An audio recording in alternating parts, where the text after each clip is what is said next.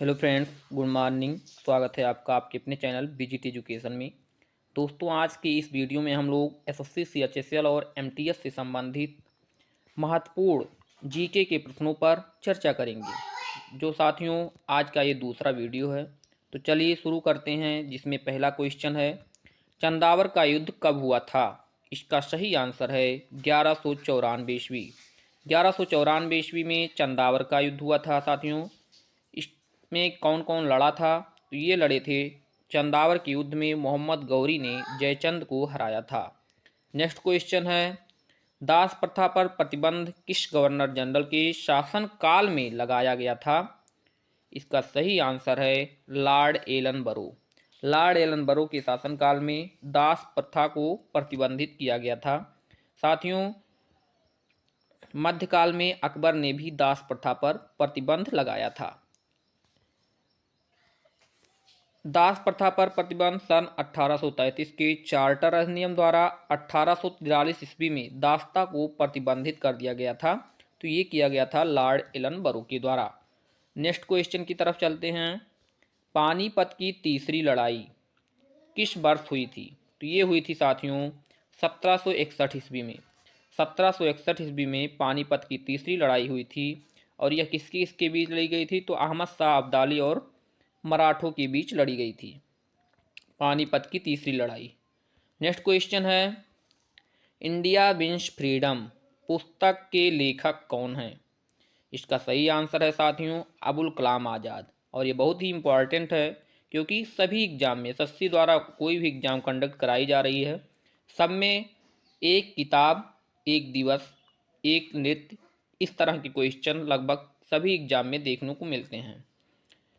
साथ ही देखते हैं साथियों, अल हिलाल और एक पुस्तक और है इनकी, अबुल कलाम आज़ाद की, जिसका नाम है राष्ट्रगोफ्तार, जो कि 3 पुस्तकें हैं, इंडिया विंस फ्रीडम, अल हिलाल और राष्ट्रगोफ्तार। तीनों पुस्तक के लेखक हैं अबुल कलाम आज़ाद। नेक्स्ट क्वेश्चन, असहयोग आंदोलन का प्रारंभ कब हुआ था? ये हुआ था साथियों 1 अगस्त 1920 ईस्वी को, और इसको 1922 ईस्वी में समाप्त भी कर दिया गया था, जब चौरी चौरा घटना हुई थी।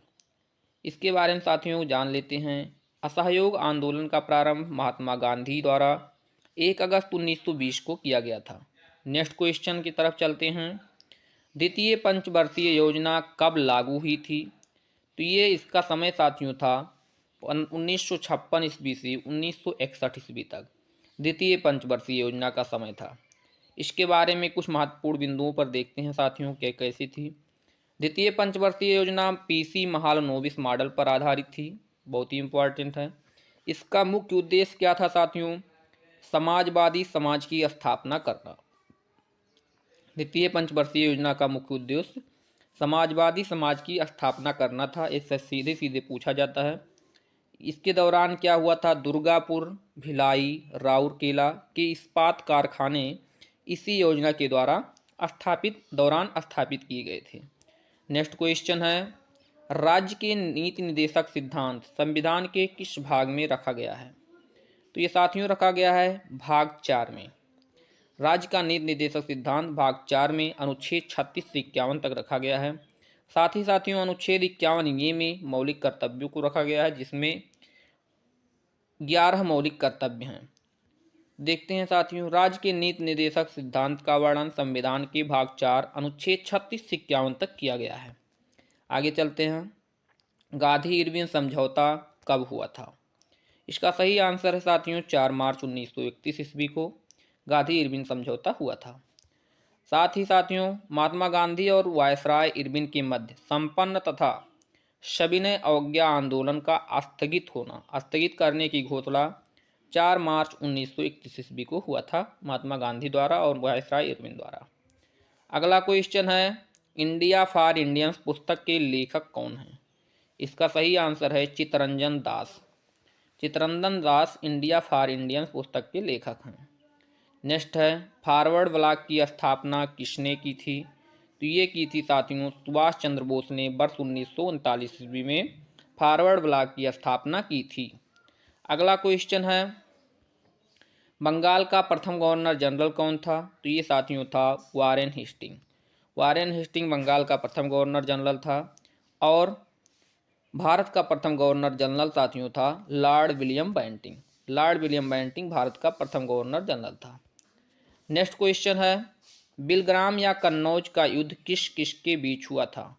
तो ये हुआ था साथियों शेर शाह और हुमायूं के बीच। शेर शाह और हुमायूं के बीच बिलग्राम और कन्नौज का युद्ध हुआ था। बिलग्राम का युद्ध 17 मई 1540 ईस्वी को शेर खां एवं हुमायूं के बीच हुआ, जिसमें हुमायूं पराजित हुआ था। नेक्स्ट क्वेश्चन है, विजयनगर साम्राज्य की स्थापना कब हुई थी? तो ये हुआ था साथियों 1336 ईस्वी में।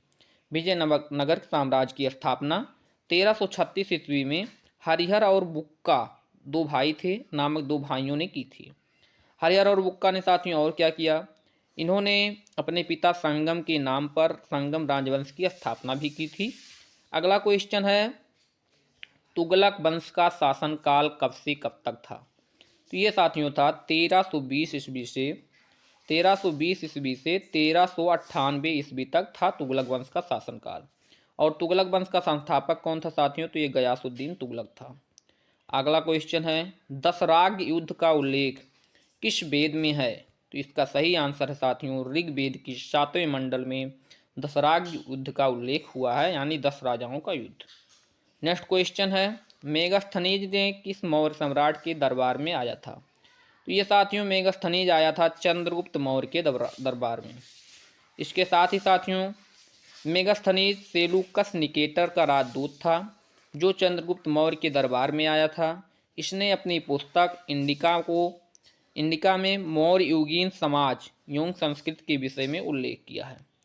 नेक्स्ट क्वेश्चन है, अलबरूनी किस शासक के साथ भारत आया था? तो ये आया था साथियों महमूद गजनबी के साथ। महमूद गजनबी के साथ अलबरूनी भारत आया था।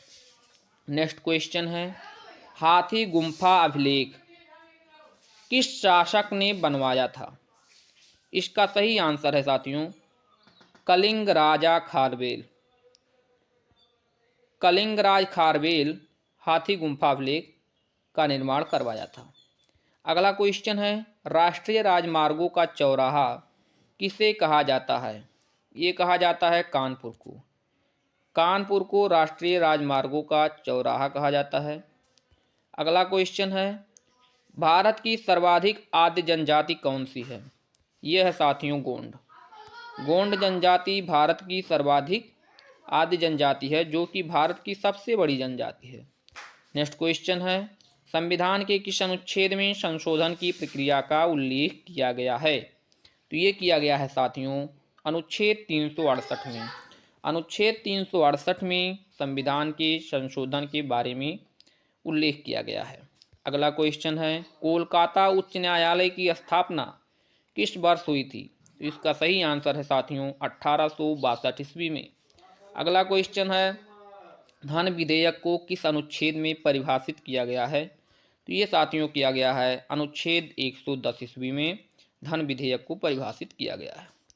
अगला क्वेश्चन है, पराबैंगनी कीड़ों की खोज किसने की थी?